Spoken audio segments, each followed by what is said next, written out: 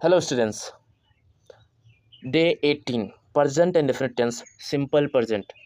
आज की इस वीडियो में आप प्रैक्टिस करेंगे और जानेंगे कि आप इनके जो सेंटेंसेज होंगे आप उन्हें कैसे इंग्लिश में बोल सकते हैं।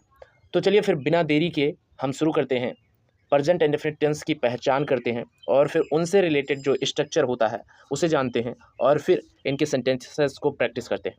So present indefinite tense और सिंपल प्रेजेंट, इनकी पहचान कैसे करते हैं। जैसे कि देखो, प्रेजेंट एंड डेफिनेट टेंस का प्रयोग हम रोज़मर्रा की आदत, नियम और सामान्य सच को बताने के लिए करते हैं। रोज का जो काम होता है उसको एक्सप्रेस करने के लिए हम प्रेजेंट एंड डेफिनेट टेंस का यूज करते हैं। जैसे कि अगर एक तरीका ये भी है कि लास्ट में ता है, ती है, ते हैं आता है, तो ये बहुत इलॉजिकल हो जाएगा। आप इससे याद रखेंगे कि जो रोज़ के काम हैं, जो हम रोज़ करते हैं और जो रोज़ के नियम हैं, उनको अगर एक्सप्रेस करना हो तो इस रूल के अकॉर्डिंग करेंगे, इस स्ट्रक्चर के अकॉर्डिंग करेंगे। स्ट्रक्चर क्या है? I we they, I we you they के साथ हम वर्ब की फर्स्ट फॉर्म का यूज करेंगे और फिर ऑब्जेक्ट यूज करेंगे, फिर अदर्स यूज करेंगे। ये सब प्लूरल सब्जेक्ट में गिने जाते हैं, आई वी यू दे। और जैसे कि बर्ड्स हो गया, एनिमल्स हो गया, तो जो प्लूरल वर्ड होते हैं उनके साथ भी हम क्या करेंगे, यही सेम स्ट्रक्चर क्या करेंगे, फॉलो करेंगे। उसके बाद जो है ही, सी, इट, ये सिंगुलर सब्जेक्ट में गिने जाते हैं।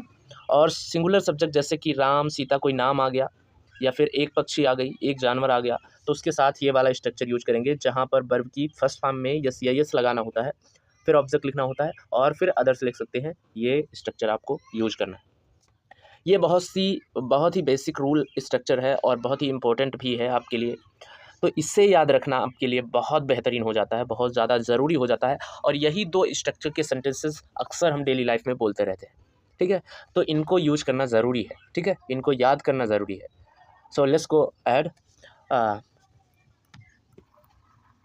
यहाँ पर कुछ सेंटेंसेस दिए गए हैं, जैसे कि मैं स्कूल जाता हूँ, तो मैं यानी आई, और आई के साथ वर्ब की फर्स्ट फॉर्म का लाइन था, तो यहाँ पे क्या होगा, वर्ब जाना क्या है, गो टू, यही तो वर्ब है हमारा, आई गो टू। और यहाँ पर जो बचा है ऑब्जेक्ट वो क्या है, school, I go to school. तो ये ध्यान रखना है कि जितने भी प्लूरल सब्जेक्ट हैं उनके साथ वर्ब की फर्स्ट फॉर्म ही लिखना है, ओके।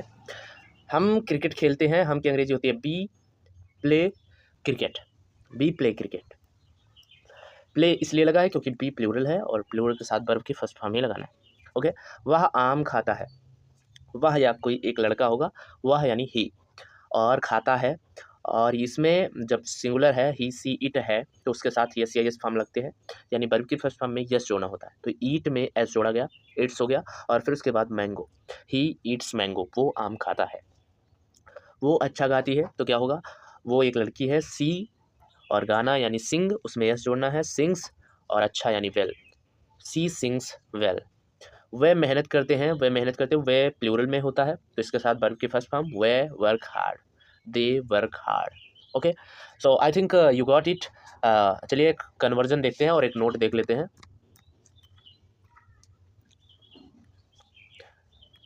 नोट ये है कि ही, सी, इट के साथ वर्ब में यस या यस जोड़ते हैं, गो का गोज कर देते हैं, ईट का ईट्स कर देते हैं, वॉच का वॉचेस कर देते हैं, ठीक है। अब अगला जो है डेली रूटीन से रिलेटेड कन्वर्जन हम देख लेते हैं,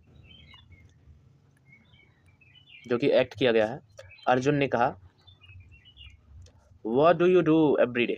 तुम हर रोज़ क्या करती हो? Reena, I wake up at 6 AM, मैं 6 AM पर उठती हूँ। I brush my teeth, मैं अपने दांत साफ करती हूँ। And take a bath, उसके बाद नहाती हूँ। Arjun, Do you go to school? क्या तुम स्कूल जाती हो? Reena, Yes, I go to school at 8 o'clock. Okay. Arjun ने फिर से कहा, क्वेश्चन किया, What does your brother do? तुम्हारा ब्रदर क्या करता है? Reena, he studies in college, he reads books and plays guitar, वो क्या करता है, किताबें पढ़ता है और गिटार भी बजाता है।